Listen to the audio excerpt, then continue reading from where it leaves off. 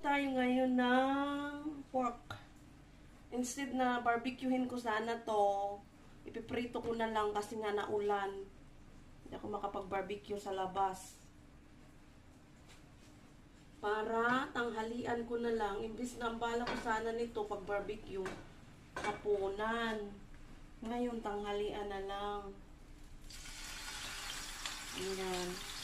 Ang hiwa nga nito ay pang-barbecue. Na madali lang ito maluto.